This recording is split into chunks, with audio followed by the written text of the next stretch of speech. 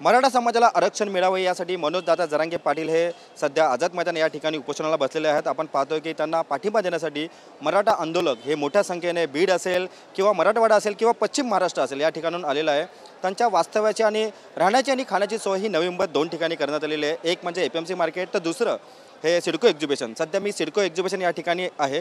आपण पाहतो की या ठिकाणी 50,000 जे मराठा बांधव आहेत त्यांच्या राहण्याची सोय करण्यात आलेली आहे। आणि आपण पाहतोय की खास या दृश्यामध्ये पाहतो की अशी शिदोरी अशी नातांची भूमी पैठण या ठिकाणून या अशी शिदोरी आलेली आहे। या शिदोरीमध्ये आपण पाहतोय की 2 लाखाहून अधिक चपात्या या ठिकाणी सध्या आलेल्या आहेत व त्याचप्रमाणे 50,000हून अधिक भाकऱ्या या ठिकाणी सध्या आलेल्या आहेत। आज तर खरं तर आझाद मैदानावरती जो गेलेला मराठा बांधव तो काही वेळात आता पुन्हा नवी मुंबईत परतणार आहे।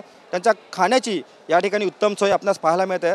खरं तर काल जरांगे यांनी देखील म्हटलं होतं की भाषणामध्ये जेवायला मिळत नाही का, तर सध्या पैठण या लोकांनी सध्या आपण पाहू शकतो की भरभरून अशा शिदोऱ्या दिलेल्या आहेत आणि शिदोऱ्याच्या माध्यमातून आपण पाहू शकतो की 2 लाखाहून अधिक या चपात्या सध्या देण्यात आलेल्या आहेत। आपल्यासोबत बोलण्यासाठी काही मराठा बांधव आहेत।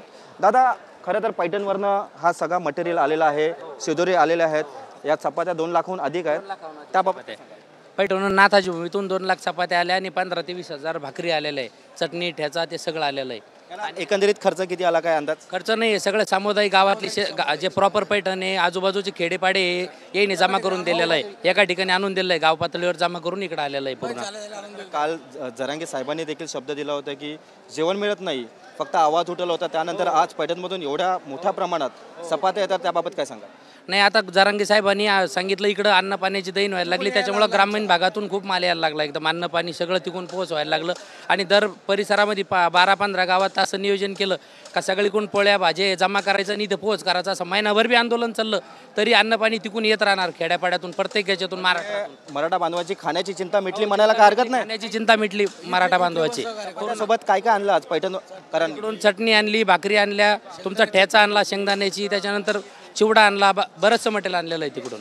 हो, आपण पाहू शकतो की 1,000हून अधिक अशा चपात्या या ठिकाणी सध्या आलेल्या आहेत। 1,000 पण नाही, सॉरी 2 लाखाहून अधिक चपात्या या ठिकाणी सध्या आलेल्या आहेत। आपण पाहू शकतो की मराठा बांधवांची जी खाण्याची चिंता सध्या आता मिटलेली आहे।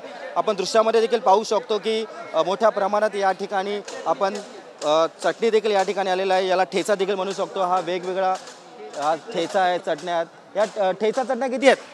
ठेचा चटण्या जवळजवळ 2 लाख पॅकेट आहे असे।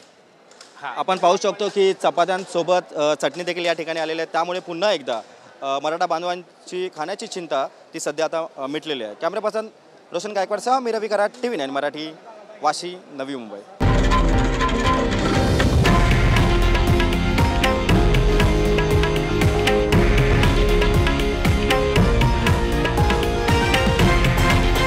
हे आहे देशातील नंबर 1 न्यूज नेटवर्क आणि आपण पाहत आहात TV9 मराठी, एकमेव।